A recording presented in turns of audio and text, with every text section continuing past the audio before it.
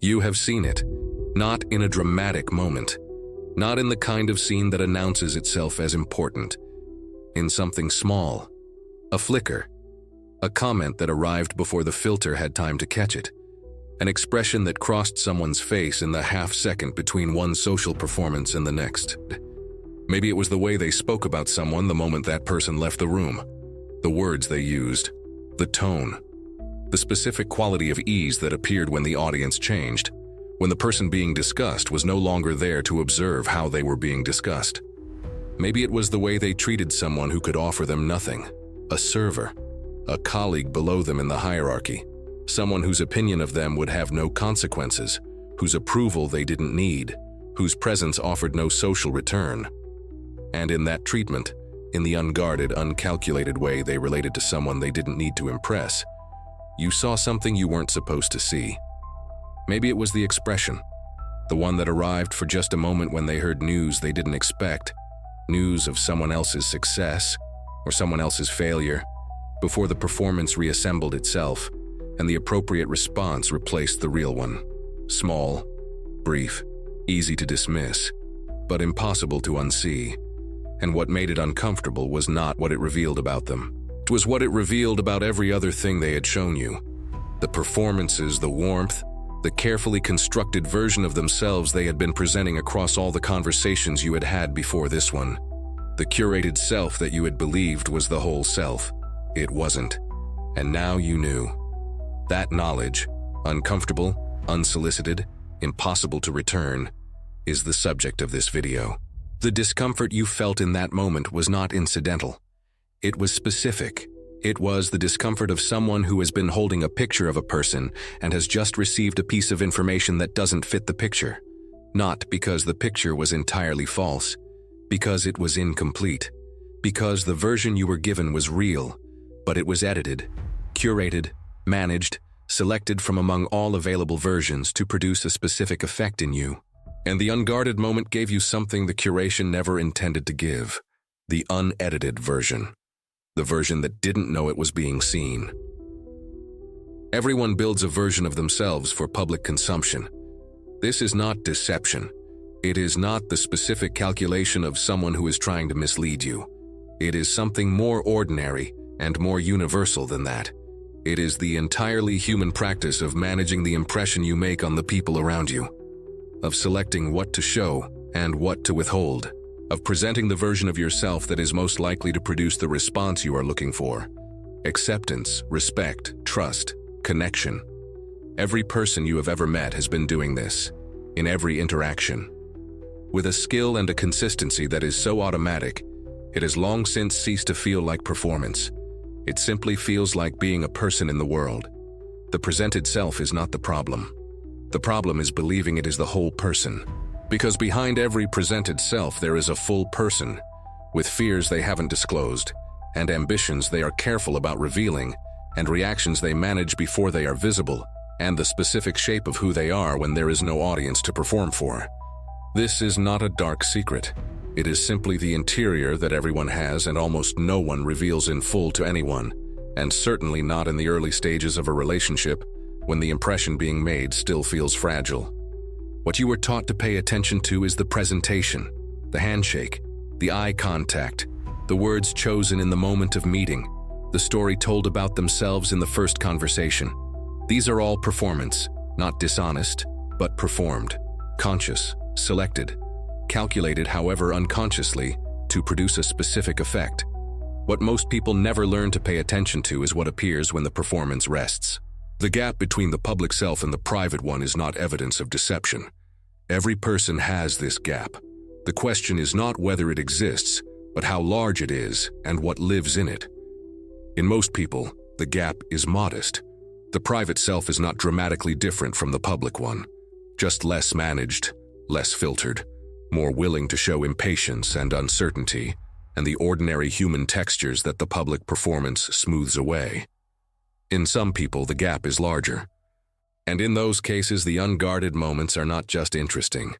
They are essential information, because the version of the person you have been relating to is not the version you will be dealing with when the stakes change, when the relationship shifts, when the moment arrives where the cost of maintaining the performance exceeds the benefit.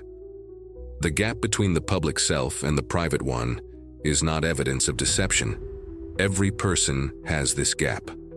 The question is not whether it exists, but how large it is and what lives in it. In most people, the gap is modest. The private self is not dramatically different from the public one, just less managed, less filtered, more willing to show impatience and uncertainty, and the ordinary human textures that the public performance smooths away. In some people, the gap is larger. And in those cases, the unguarded moments are not just interesting. They are essential information. Because the version of the person you have been relating to is not the version you will be dealing with when the stakes change, when the relationship shifts, when the moment arrives where the cost of maintaining the performance exceeds the benefit. Here is where the truth escapes. Not in the rehearsed moments, in the unrehearsed ones. Not in the interview, the first meeting, the presentation where someone knows they are being evaluated. In the corridor after the meeting ends. In the interaction with someone who has no power over them and no ability to advance or damage their position. In the moment when the audience has changed and the performance that was running for the previous audience hasn't fully reset yet. Watch how someone treats people who can do nothing for them. This single observation, sustained over time, will tell you more about a person than years of conversation about their values and their intentions and their beliefs. The person who is warm to their superiors and cold to their subordinates is showing you, in the contrast between those two behaviors, which one is performed and which one is real. The warmth upward costs nothing and produces returns. The coldness downward is what remains when the social calculation has been removed. Watch how they speak about people who aren't in the room. The specific words chosen, the tone, whether they speak with understanding or with contempt, whether the absent person is treated as a full human being with their own complexity or as a flat character in someone else's story. How someone speaks about people who cannot hear them is how they actually think about people. The version they offer to your face has been filtered. The version they offer when the filter is off is the information. Watch how they react when they lose something. The negotiation that falls through. The promotion that goes to someone else. The competition they entered and didn't win. These moments are pressure tests, and pressure tests reveal what is underneath the presented surface. The person who loses with the same grace they win with is the person whose character is consistent regardless of outcome. The person who loses differently than they win is showing you the version that only appears when the stakes feel high enough to drop the performance.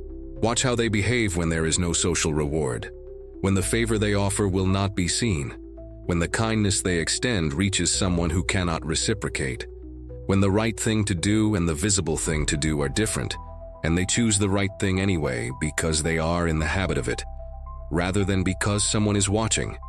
This is the behavior that costs something, and what people are willing to do when it costs them something and produces nothing is the most accurate information available about who they actually are. Watch how they react when your success exceeds theirs. This is perhaps the most revealing of all, because the response to someone else's success is almost entirely unguarded. It happens fast, faster than the social filter can catch it. The genuine pleasure of someone whose relationship with their own life is secure enough that your advancement doesn't threaten anything, or the specific quality of management that appears when someone needs to produce the performance of happiness while something else is happening underneath it. The difference between these two responses is visible in the fraction of a second before the appropriate expression assembles itself. These are the moments that tell you who you are dealing with. Not because they reveal something sinister, not because every gap between the public self and the private self is evidence of danger, but because they give you the one thing that the presented self was designed to prevent you from having: accurate information. Most people listen when someone is speaking. Almost nobody pays attention to what someone reveals when they believe the conversation is over. The comment made to a colleague while walking out of the room. The expression that crosses a face when an unexpected result is announced. The sigh that happens before the professional response assembles itself. The way someone's posture changes when the last person they needed to impress has left. These moments are not dramatic. They are small, ambient, part of the texture of being around someone over time, and they are the most reliable information available, because everything that is said in the formal moments has been prepared, has been thought through, has been selected from the available options by someone who knows they are being observed and is choosing what that observation produces. The information is real, but it is not unfiltered. It is passed through the social processor that every person runs continuously to manage how they are perceived. The informal moments haven't. The comment made in the corridor didn't go through the processor. The expression that crossed the face in the half-second before the appropriate response arrived didn't go through the processor. The tone used with the person who offers no social return didn't go through the processor. These are the moments when the person in front of you is operating below the level of managed impression, and what you receive from them is closer to the raw material of who they actually are than anything they have deliberately communicated. People say, "You can trust me." But trust never came from words. It came from patterns. The behavior repeated across different contexts, different pressures, different moments where the cost of being trustworthy varied. One instance of trustworthy behavior is data. 10 instances across a variety of conditions is something much closer to character. The words show intention. The behavior shows character. And when the two contradict each other, when someone says they value honesty and you have watched them be dishonest in the moments they believed were unobserved, the behavior is the truth and the words are the aspiration. Aspiration is not irrelevant, but it is not the same as character. In building a relationship on someone's aspiration, rather than their demonstrated character, is building on a foundation that the first real test will expose. This is not about catching people at their worst. Most people, in most of their unguarded moments, are not at their worst. They are simply themselves, occasionally impatient, sometimes petty, capable of generosity that costs them something, and capable of the specific smallness that appears when the audience isn't there to make generosity worth performing. Fully human in all the ways that the presented self carefully edits. The value of the unguarded moment is not that it reveals villainy. It is that it reveals the full person rather than the partial one. And the full person is what you are actually in a relationship with, whether you can see them clearly or not. People say, "You can trust me," but trust never came from words, it came from patterns. The behavior repeated across different contexts, different pressures, different moments where the cost of being trustworthy varied. One instance of trustworthy behavior is data. 10 instances across a variety of conditions is something much closer to character. The words show intention. The behavior shows character. And when the two contradict each other, when someone says they value honesty, and you have watched them be dishonest in the moments they believed were unobserved, the behavior is the truth, and the words are the aspiration. Aspiration is not irrelevant, but it is not the same as character. And building a relationship on someone's aspiration rather than their demonstrated character is building on a foundation that the first real test will expose. There is a mistake almost everyone makes with the information that observation provides. They judge. They take the unguarded moment, the comment, the expression, the behavior that appeared when the filter was off, and they use it to render a verdict. To decide, based on a single data point, who this person is and what they are capable of, and whether they are trustworthy. This is not observation. This is the impatience of observation. The rush to conclusion that skips the most important step. A single unguarded moment is a data point. It is interesting. It is worth registering, but it is not a pattern, and patterns are what tell you who you are dealing with. The colleague who made a cutting remark about someone in an unguarded moment may have been having a genuinely terrible day. Or they may do this consistently, to everyone, when they believe no one important is listening. These are two completely different situations. The single data point cannot tell you which one you are looking at. Only time can tell you that. This is why observation is not the same as judgment. Judgment closes the question. Observation keeps it open. Judgment says, "I saw this, therefore I know who you are." Observation says, "I saw this, and I am paying attention to whether this appears again, in what contexts, with what consistency." One behavior isolated can be anything. A behavior that repeats across different situations, different people, different contexts. That is something else entirely. That is the person operating from their actual character rather than from the situation. And character, unlike behavior in a single moment, does not change based on who is watching. Collect the information. Do not confront it prematurely. Do not announce that you have noticed. Do not expose what you have seen in a way that puts the other person on guard and causes the performance to become more careful and therefore less legible. Simply observe. Let the pattern develop. Let time reveal whether what you saw was an exception or a baseline. The question is what to do with what you find, not how to use it against anyone. How to let accurate information shape accurate behavior. If the pattern reveals someone whose warmth is consistent, regardless of whether it produces returns, someone who treats the person who can do nothing for them with the same quality of attention they bring to the person who can do everything for them, that person has earned a trust that cannot be earned through words alone. Give them what that trust warrants. If the pattern reveals someone whose behavior toward others changes based on what those others can offer, who is generous upward and indifferent downward, who speaks well of people in their presence and differently in their absence, that person has told you something. Not necessarily that they are dangerous, that the version of themselves they are offering you is calibrated to what they believe you can offer them. And a shift in what you can offer may produce a shift in the version they present. This is not cynicism. This is precision. The person who sees clearly is not the person who trusts no one.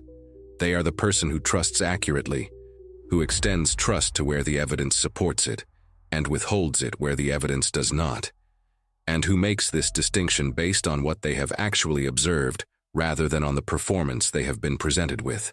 Accurate relationships are better than comfortable ones, not more enjoyable necessarily.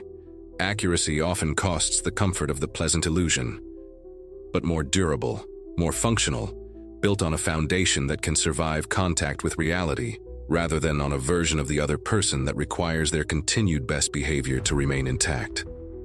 Most people listen when someone is talking. Very few pay attention when someone thinks no one is listening. But that gap, the space between the presented self and the unguarded one, between the words chosen for effect and the behavior that appears when effect is no longer the goal, is where character lives.